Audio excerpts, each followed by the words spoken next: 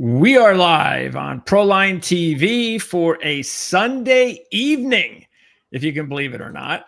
Well, that's because it's Memorial Day on Monday. So if we were ever going to pick a Sunday night to do a show, it is definitely on Memorial Day weekend. Thanks for tuning in here to our special broadcast, because in a way, John, you could say, well, we had the week off last week, but we're doing two shows this week. I guess you could say that because, of course, we'll be back again just in a few days, probably talking about several Grade 3 races at Churchill. But yeah, we've got some Memorial Day racing to talk about at Santa Anita. In all the years we're doing this is a first. We've never done Sunday night. We've done 8 in the morning, 7 in the morning, 8 at night, 9 at night. Never a Sunday night, ever. Nope. And we could thank, I think it was L.A.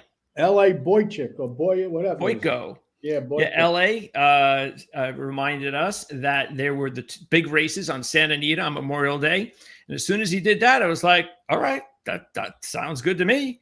And it sounded good to us, and that's what we're going to do. So we tried to do the show earlier in the week, but Santa Anita just did not comply with the odds. So we had to wait as long as possible and decided it made more sense to do it on Sunday night than Saturday night. So that's why we're here on a Sunday night. And so we're ready to go talk about racing in California. But before we do that, John, let's talk a little bit about what happened last week. And I tell you what, before we even do that, I've got to say this. We have a pretty good base of viewers on this show. And I know we kind of just nonchalantly talk about subscribers and things of that nature. But in reality, come on, guys, really, subscribe. Come on now. I mean, we have a lot of traffic here compared to the amount of subscribers we have. That's just not good enough. It doesn't take much. I mean, seriously, if you really appreciate what we do, and I know a lot of you guys do, subscribing is how you support the channel. And that's how we're able to do this. And well, if they don't, we're going to discontinue. Let's be honest. There's no point to do it if we don't get the subscribers. That's the thing. And keep this in mind, too. We are going to be going back to Patreon, but only for a bonus video. So that's coming soon. We're going to update that in the next couple of weeks. But anyway, the bottom line is, again, it's free. It doesn't cost you anything. Nobody's spamming you. If you don't know how to subscribe, let us know. We'll walk you through it again if that's the problem. But yeah, that's the best way to support us. And really, and a lot of reasons, the only way to support us. So we'll keep doing this and providing this for free. Okay, so let's take a look, John, at what happened last week before we talk about this week.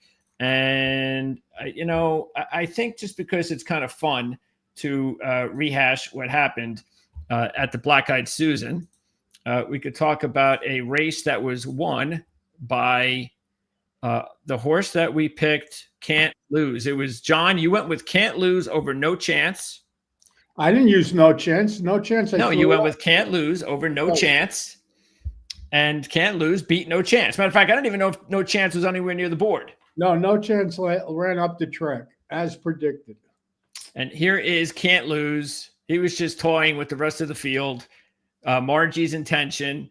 I think she went off right around 3-1, right? Yeah, Brad Cox and Flavian Pratt. Yeah, I think 5-2, maybe 3. I don't know, something like that. And we gave out the exact also, by the way. Yeah, you see, I don't even see no chance on the board. So Can't Lose gets the win, and you know what was funny is that No Chance was 5-2 on our morning line show last week, and I think she went off at 8-1. So obviously, it was a bad morning line, I guess. Yep. We're smart, but we're not that smart. That the whole world. Okay, so that was what took place in the Black Eyed Susan last week. So now let's take a look at the stretch run in the Preakness, and really. Remember when we talked about the odds of journalism winning and everything that was against journalism? One of the things we really just hammered home was if journalism were to win this, it just would prove that this horse was maybe a special horse, and a special horse that just happened to go up against another special horse in the Kentucky Derby, and one had to win and the other lost. Well, I think that's what we saw, John. I mean, you got to give it to journalism the way that that horse won this race. Well, it's more than just that. I was completely wrong. I didn't like any of the horses that ran on Derby Day, and 3 of them came back and ran in the top 4 finishers. Sandman finished 3rd, the Baffert horse got in, the 1 horse, and Journalism obviously won the race. But if anybody that knows anything about watching races, if you're watching the race, at no point during the running of that race did Journalism look like he was a winner. He was flat. He couldn't keep up down the backstretch. What woke this horse up, in my opinion only, obviously, is when he had the pile up in the middle of the stretch, when they made a sandwich out of him right there. Right there. Yeah. And it's like the horse got pissed off and he pinned his ears. And then he sees the horse coming up outside him, a Sandman. Oh, Sandman, yeah. Right. And then he kicks in. You know, that's just the heart of a horse that's really determined and just loves what he's doing. And again, if you watch the race, there is at no point that you would have wanted to have a bet on Journalism. You really wouldn't have. And I'd be shocked if he ran back in the Belmont Stakes. I think he will be totally fried if he decides to run back. And I hope he does, because I won't bet 5 cents on him. But well, actually, it would be really good theater if we could see Journalism go up against. Well, you have other good horses. You have Rodriguez. You have Baeza. All these are real horses. Baeza ran well in the Derby, breaking from the outside post. Yeah. And he missed the Preakness pointing for this, and he's training very well. So it would be interesting, but I would be shocked if they ran Journalism back. And if they do, watching the last race, I know he got up and won, but at no point watching the race was he traveling like a winner. And again, that's just my opinion. You get 1 million people watch races different ways, but that's the way I saw it. By the way, I think he ran an 8 in the race. Okay, so same thing as the Derby. Okay, another 8.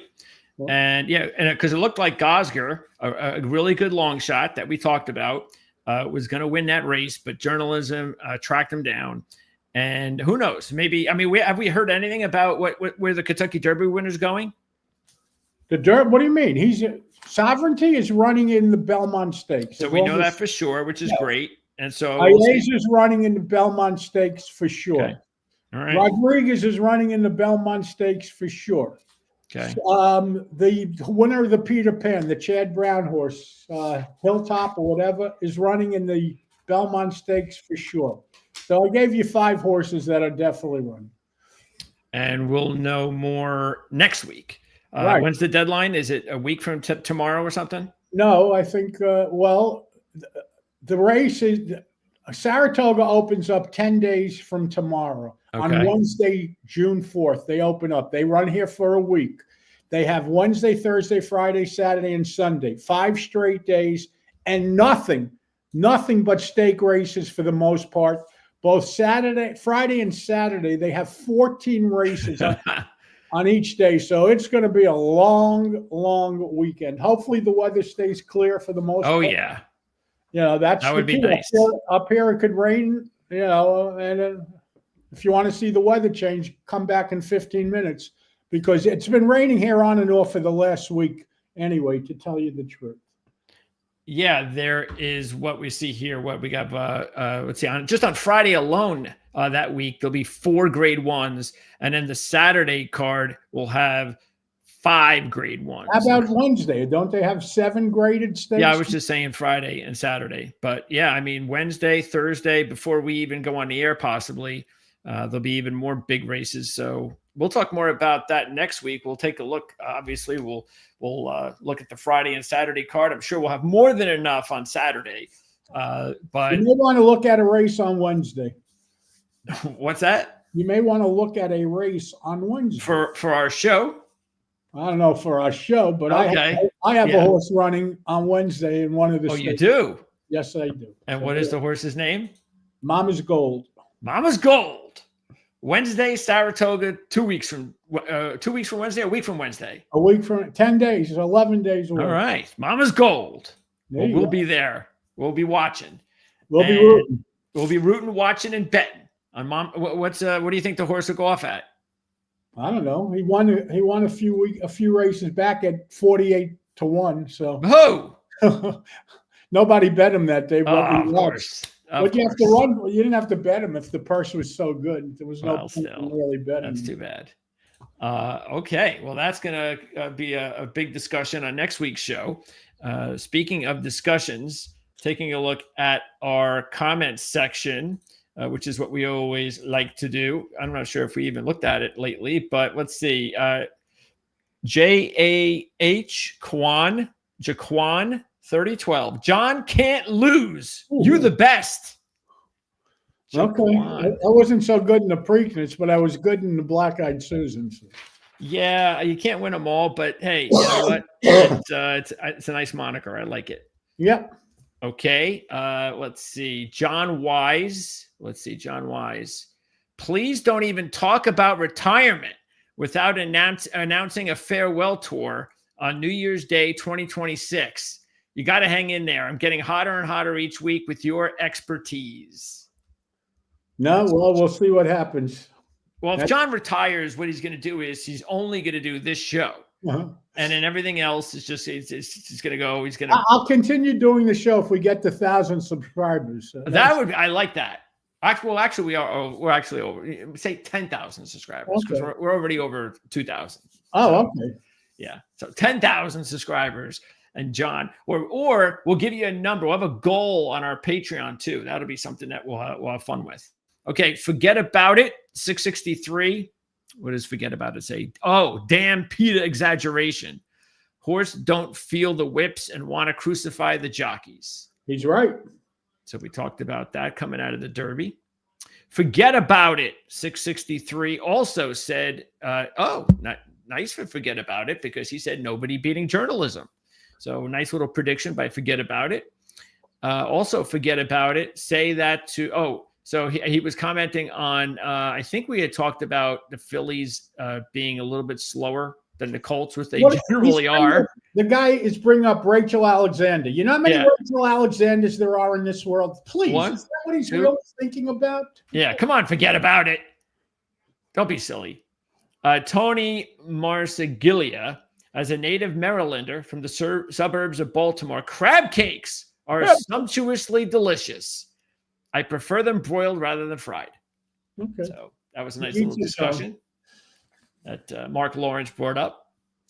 Victor Freed, you always clear the fog. I cashed it in the Kentucky Derby, in part because of you. Much regards and appreciation. From Victor Freed. You're welcome, Victor. You're welcome, Victor. Phil Harris, great job. Thank you, Phil. Okay. Diane Stickle. John absolutely drilled the Black-Eyed Susan with the winner and the no chance morning line favorite. Great job. It's Diane Stickle. Donald Edwards cashed on the 3 and the exacta straight. You are amazing, John. Do me a favor, though. You are so hot, I fear a bounce. But I've cashed so hard, I'll forgive quick. Thanks, man. That's Donald Edwards. I guess you could say the bounce happened in the pre. Yeah, we bounced. That's it. We're ready to rebound today. And the last one is from Alex Yeager. Oh, this is for me.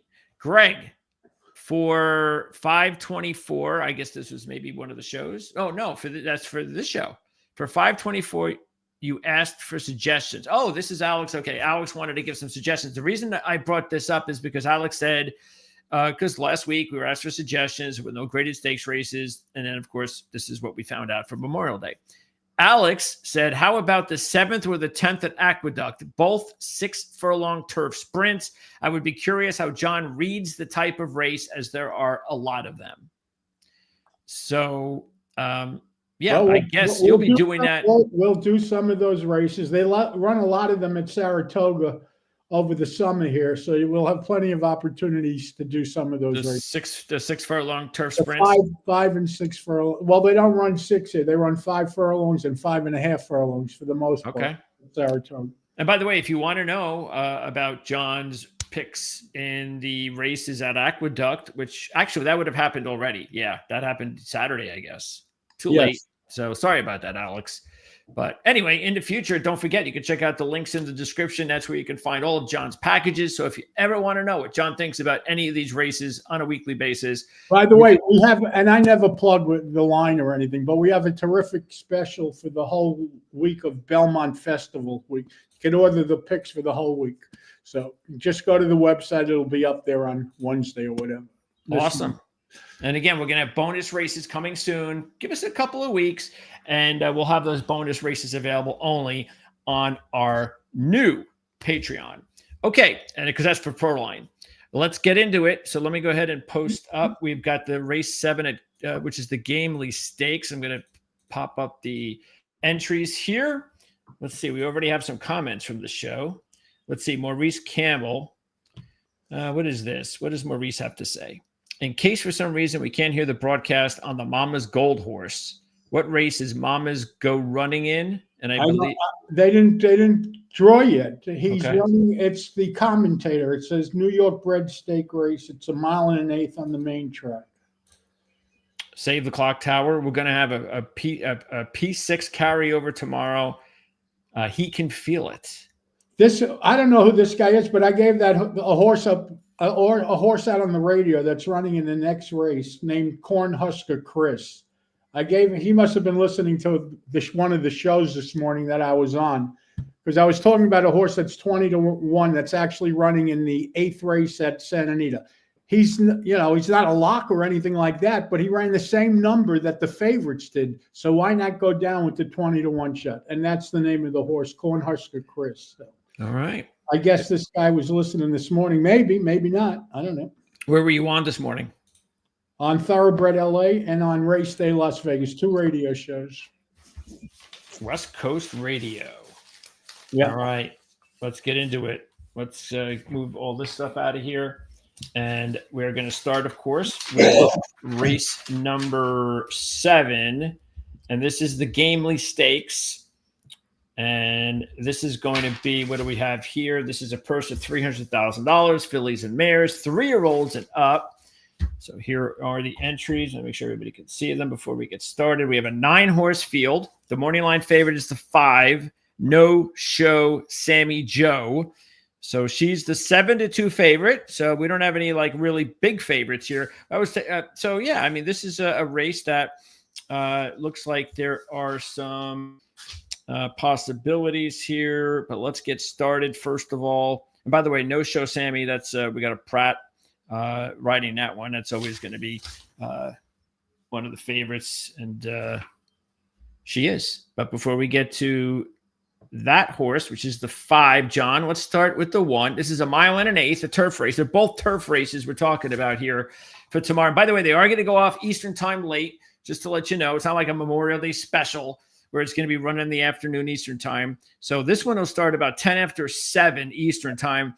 The 7th race, we'll start with the 1, Jon, Lady Claypool, a 10-1 shot off of 3 consecutive wins, including a grade 3. She had run nothing but optional claimers, then goes into a grade 3, wins her 3rd straight race. First race actually even off of Lasix, so that was pretty impressive. Ran at 12 in that race. She has 3 12s in her last 5 races. But now she's got to step up in a grade 1 race, and she's 10-1. At 10-1, I would certainly use her. I think she has a shot to run another 12, and I think that's what she's going to run. And at 10-1, well, that's not far off from what the big horses in the race could run. So I am using Lady Claypool. Obviously, the horse is in the best racing shape of her career. Excuse me, 3 wins in a row and got beat the 4th race by a nose. So Lady Claypool made the cut for me. I will be using this horse. All right, there you go. Again, pretty nice coming off Lasix, getting the win, and now looking for 4 straight in a grade 1. Next up is the 2 Alpha Bella, a 6-1 shot. Juan Hernandez is having a nice meet, coming off a 13 on. Timeout. This horse ran today. This horse will be scratching. She ran today. Oh, okay. She's out. Boo. All right, down to an 8-horse field. So next up is the 3 Kinjani, a 15-1 long shot. You've got Glatt and Berrios combo. So that's a nice combo for a long shot coming off a 12. And the 12, of course, very identical to that 12 for the one we just talked about. You know what I also noticed in this one, John, is there are a lot of closers in this race. So here's another closer. Again, she's coming off a 12. That's the best number we've seen. She's running Santa Anita 3 straight races. And the only time she had like a bad number out of the 3, well, her worst number, let's say, was a 16.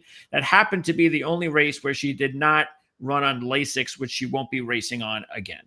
Yeah, not only that, the race is kind of close to her last race. The problem with this horse is she obviously has physical problems. She doesn't run all that often. 2 years ago, I think she ran 6 times or whatever. Last year, only 2 races, then took off for over a year, came back and ran the 12, which is a good number. Problem is, this race is too close. She's coming off of Lasix. I would play her to go backwards off of the 12, and I think she's going to react. Okay, that is Kinjani, the 3 horse. So let's now talk about the 4 horse, Public Assembly.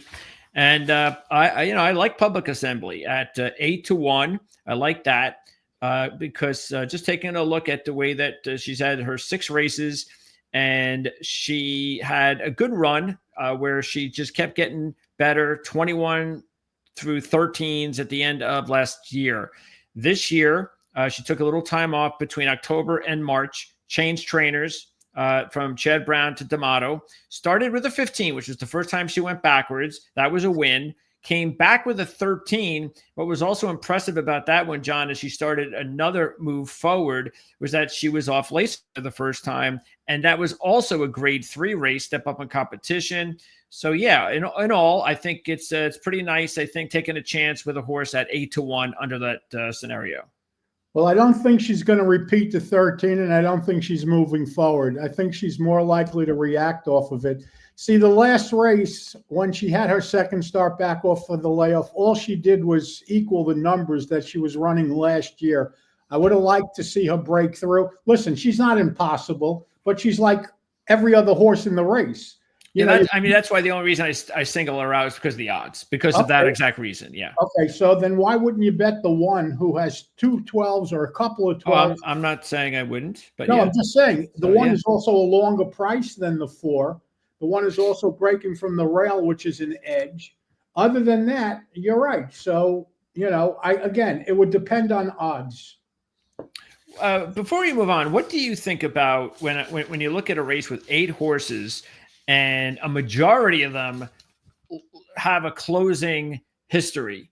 Well, it's a problem. If you want to bet a closer, you need a race that has speed in it to set things up for horses. So, yes, this looks like this race is a little void of speed for the most part. Does that mean that if you are one of those 1 or 2 speed horses, that is an edge, as long as you don't obviously go There's crazy? an old racetrack saying pace makes the race. So if they're going to walk early in the race, well, it gives the horses that come from behind much harder job to get it done because they're closing into slow fractions. So when a horse is on the lead and has so slow fractions, what's going to happen? What's going to happen is the horse is going to have something left for the drive. So for that reason, obviously if the race is void of speed, the speed horses get somewhat of an edge. Okay, next up is the 5 no-show Sammy Joe, the morning line favorite, 7-2. Pratt is on board. No graded stakes wins here for this horse yet, but she did come out of the gates with 4 wins in her first 5 starts. 3 of them were on Lasix. 1 was not. That was her most recent. The last 2 races, though, both graded stakes races. She did almost win a race, as you can see there in that grade 3 race at Aqueduct, running a 9. So this is the first single digit we've seen so far in this field. But then in her last race, she ran a 12. That was a little disappointing. That was a grade 1 race step up, but still the 12, a little disappointing considering she had a 9 in November. Yeah, but the problem with this horse is she's 5 years old and she only has 7 lifetime starts. So obviously they have problems getting this horse to the races. But that being said, when she runs, she never runs worse than the 12. She's going to repeat the 12. Graham Motion does a terrific job shipping these horses to California. And obviously you're getting Pratt. The problem is 7-2, but she could certainly win. If she won, it would be no surprise. Okay, next up is the 6, Expensive Queen, a 5-1 shot. I'm not exactly sure why she's 5-1. She is coming off a win in her lone U.S. appearance so far. That was at Keeneland, running a 14.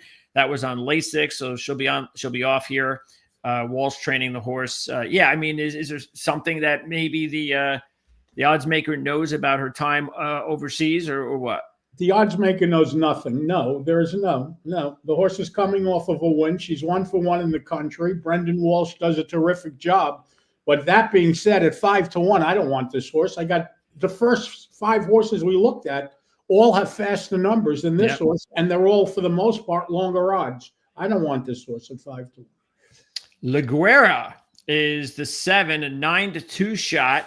This is another interesting horse, I believe. She did not race in 2014, so that's not good. But if you take a look at how she's done in her first 2 races back, she had a 14, both of them at Santa Anita. She had a 14 under McCarthy, and then a 12 in her last race, which was a win in a grade 2 race. So I think that's pretty impressive, to come back after being out for so long, run a 14 and run a 12.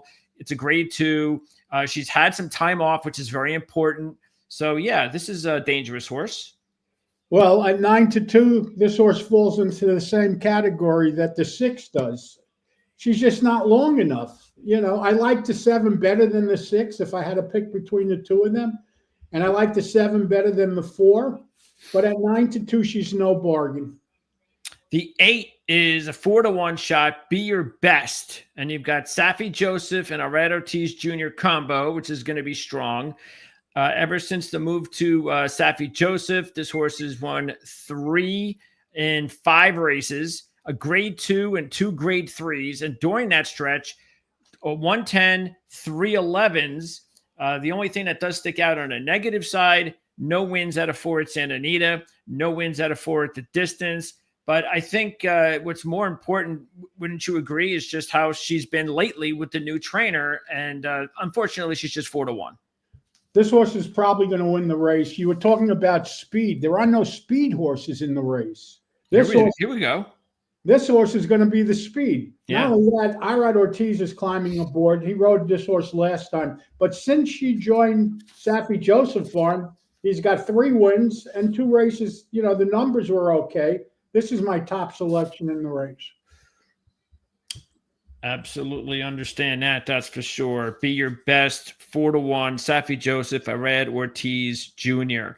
And then the 9 is Where's My Ring? New trainer, Peter Miller. So first time under Peter Miller, Mike Smith on board, 10-1. Ran a 6 on dirt at Oaklawn Park in March. Has only run twice on turf, a 17 and an 18. So I'm not really sure why this horse is running on turf, but Peter Miller's taking over. So what do you think? As good as Peter Miller is, and he is good. This horse may also show some speed, by the way. But he's having a bad year for Peter Miller. He's only 7 for 90-something at the meet, and that's very unlike his numbers. He's a better trainer than the trainer that had him. The trainer that had him was only a 5% trainer, 2 for 42, I believe, at the meet. But all that being said, I don't want this horse, not from out there. Okay, so you're going with the 8, my man. I'm going with the 8, Be Your Best, and exact is over. The 1, Lady Claypool. The 5, No Show Sammy Joe. And the 7, Lugera.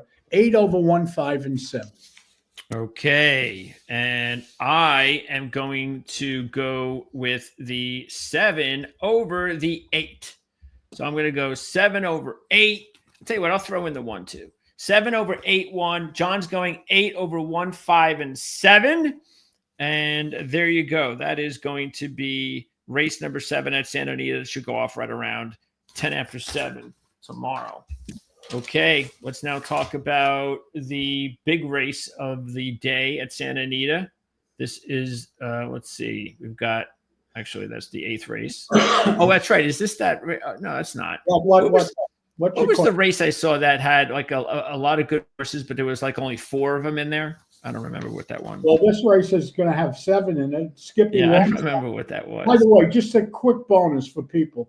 The 6 horse in the 8th race is 30-1. That's a crazy price. I'm not saying he's good enough to win, but just if you're watching the race, throw a couple of dollars across the Oh, we're board done already? on the 6 horse in the 8th race. Huh? Oh, the 6 horse in the 8th I'm race. giving everybody a 30-1 shot. I was turning the pages. Oh, And it because happened. coincidentally, there's a 6 horse that's 30-1 in the 9th race. Okay, well. All right, so you're saying the That horse 6th. in the 9th race has no shot. Z Joe. Okay, Joe. so let's see. I mean, you like him. I get it. Okay. The 30-1, the 6. El Bellator. Listen, Skippy Longstockton is going to be 2-5. I get it. But I'm giving you a price horse that's going to run a lot better than 30-1. And that's a freebie. Thrown in here to make sure we get subscribers. Yeah. Okay, there you go. I like that. Hollywood Gold Cup, the race in between. There you go. If you want, you can maybe even put a Skippy Longstocking El Bellator Exacta in there, just in case. Okay. $2 across the board on a 30-1 show. I like it. I'm all in. All right, so here we go. Race number 9. This should go off about 10 after 8 on Monday night. Mile turf race, the Shoemaker Mile, $300,000 for 3-year-olds and up. And it looks like actually there's some vulnerable top contenders here. So I think there's a way to make some money here. So I love this race. I love this race. The morning line favorite is the 5, Formidable Man, a 3-1 shot. Not for me. And yeah, so let's go to it. We've got 9 horses, and let's see if we can get after those vulnerable contenders. Starting with the 1, not that this is one of those, Seal Team, a 6-1 shot. Hernandez on the board for the first time here, so Rispoli is no longer riding Seal Team. The thing that sticks out about Seal Team, though, is obviously the sheet numbers, John. Last year ran a 9, an 8, and then a 6 in the 3 races between October and December. Came back in February and ran an 8. That's his last 4 races, and you're getting 6-1. I really had a hard time because I couldn't split 2 horses in this race, and then I made a decision, and this was one of the 2 horses I couldn't split. I like this horse a lot. I like the freshening coming into the race. I like the fact he's breaking from the rail. But there's another horse that I ended up picking on top. But if this horse beat me, it would be no surprise because this horse, again, I was between 2 horses, and this was one of the 2. All right. The 2 is Adelan, 10-1 shot. I just call him the 2. A Titlan. Let's see. The 10-1 shot has run in the last 5 races 3 10s, a 9, and an 11, coming off back-to-back wins, including a grade 2 win last time out. What I noticed here, though, John, is that Berrios, who's been on this horse an awful lot, decided not to go on the 2 and instead is riding the 7, which is it's my horse. My horse too. Me, Hermano Ramon. Right, that was the other horse I was deciding with. The problem with a Titlin, or however you want to pronounce his name, is he runs 1.25 miles, 1.5 miles, 1.25 miles. Now he's running a mile. So, he may be a better marathon horse than he is going shorter distance. So for that reason, I played against him. Not only that, you're going to need to run better than a 9 or 10 because, to be honest with you, everybody in this field could run a 9 or a 10. So, except for the horses that we're going to like, they have a shot to run a 6 or 7. Okay, the 3 is an 8-1 shot. Seminole Chief getting an upgrade with a Red Ortiz Jr. on board. No graded stakes wins for this horse. Matter of fact, he ran in the Withers, and that was a disaster. In the last 3 races, all on turf, which is, of course, that's what this race is, a turf race, 13, 10, so that's good. Bounces to a 12. So, the line is not bad on turf, and you're getting 8-1 with a Red Ortiz Jr. Yeah, okay. Also coming off a win off of Lasix, which is not bad. But what is a 10 going to get you? Who can't run a 10? No, you've got to get a single digit here. Yeah. I mean, but who can't run a 10? Every single horse. Oh, yeah, sure. Yeah. Okay. All right. The 4 is King of Gosford. And King of Gosford is one of the top contenders at 7-2. And this horse does a lot in the money. We could see that, especially lately. Grade 2 win a couple of starts ago. He's had 2 9s and then 2 11s. So not really happy after you go with back-to-back 9s, then to go to back-to-back 11s. Pratt, of course, is going to, By the way, people that bet the pairs that we always talk about, he paired both 9s, right? Yep. 9 and 9. And then he ran the 11, which was a backward move. But guess Yep. what? He won the race off the pair of 9s. How do you like them apples?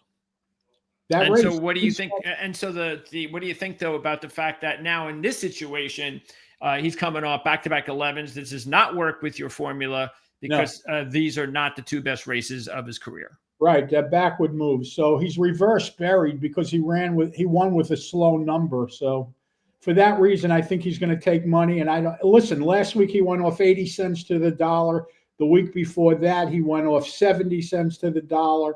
So he seems to get bet every week, and Pratt opted for him over Mi Hermano Ramon, who he rode last time out. So this horse is going to attract a lot of money, but I think he's vulnerable.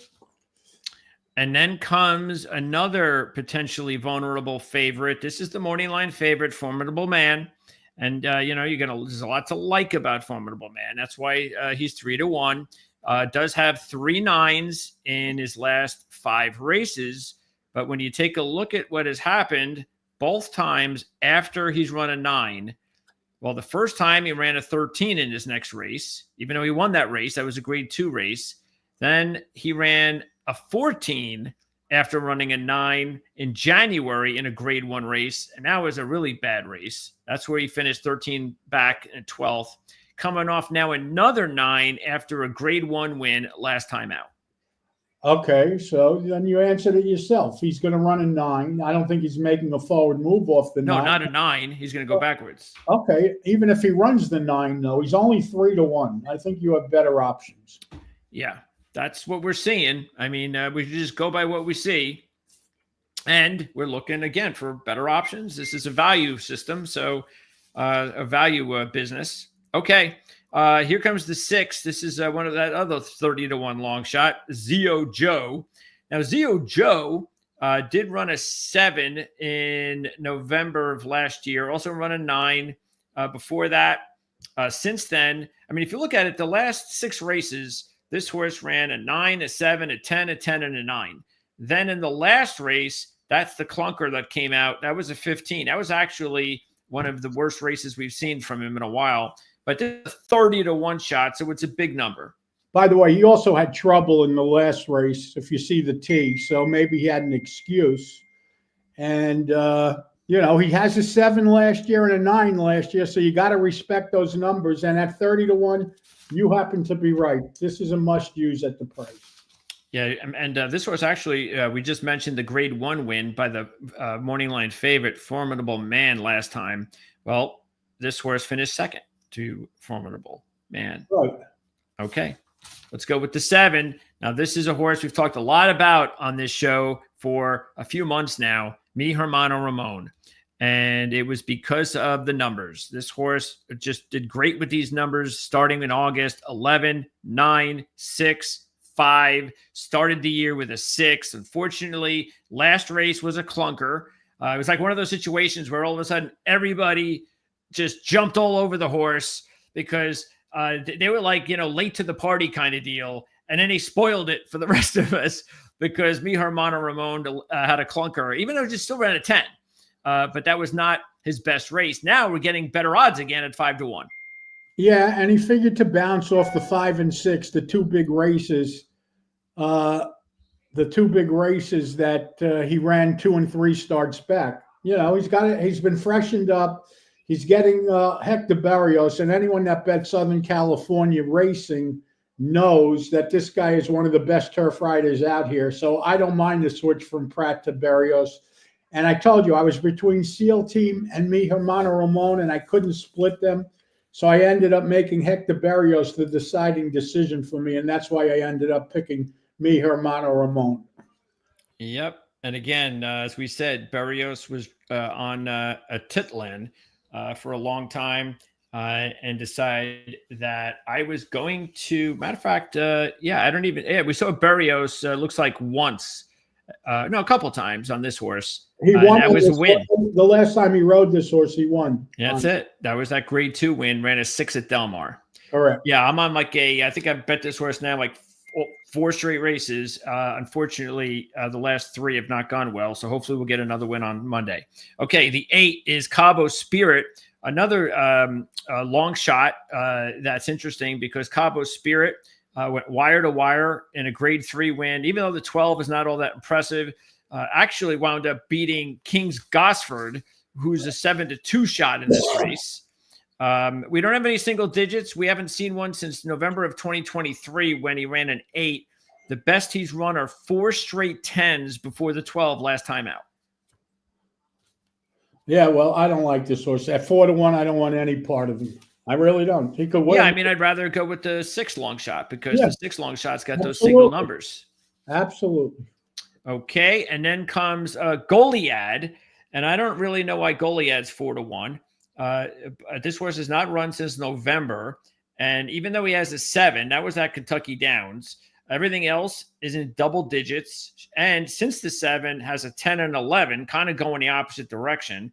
So yeah, I have no. This horse ain't going to be 4-1, is he? I don't want him. I don't want any part of him at 4-1. Not only that, there's a ton of speed in this race. Listen, the 4 King Gosford's going. Cabo Spirit only has one way to go, and Goliad only has one way to go. So you have 3 horses for sure that will be trying for the lead, if not more, which sets things up for both the 1 and 7. This is a good race. This is really a good race. All right, John. So you're going with the 7. I'm going with the 7 over the 1, 5, and 6 in exact is Mi Hermano Ramon, over Seal Team, Formidable Man, and Zio Joe. Main punch should be 7-1-1-7 here. All right. Again, 7 over 1, 5, and 6. I'm obviously also taking the 7 over the 1 and the 6. Zio Joe. Don't forget, John also gave out the bonus pick there in race number 8, excuse me. That was the 6, the 30-1 shot. That's the one right over here in this race, which is the Hollywood Cup. Don't bet a lot on. I mean, the horse. I'm just pointing out a horse that's live at a big price. You know. Yeah, that's it. Just a live little tippy kind of deal. Or betting the rent money or anything like that. No, and that's never the case. Right. But okay, and then next week. It's Churchill Downs, it looks like. Once again, there are going to be, I believe, 4 races at Churchill Downs, 4 graded stakes races, all 3s. The Regret, the Arlington, the Blame, and the Shawnee. So that's, so again, I guess I'm saying next week, or I could say it's this week because it's Sunday night. So, John, appreciate it as always. I have no idea. Well, how's Churchill usually go with the odds and everything? They're up 48 hours in advance. Okay, so it looks like we're back to maybe Thursday then. Yeah, Wednesday, Thursday. Actually, Churchill may come out sooner, so okay. I'll keep you posted. And don't forget to subscribe. Maybe we'll do another live show. Who cares? Who knows? And then the next week it's going to be a bonanza. So who knows? I'm going to try to get up our Patreon before all those Saratoga races because maybe we can start our bonus races that week since there's smorgasbord of great racing. So we'll let you know next week. John, thanks for your Memorial weekend time. My pleasure. Stay safe, everybody. Be well. Thank you.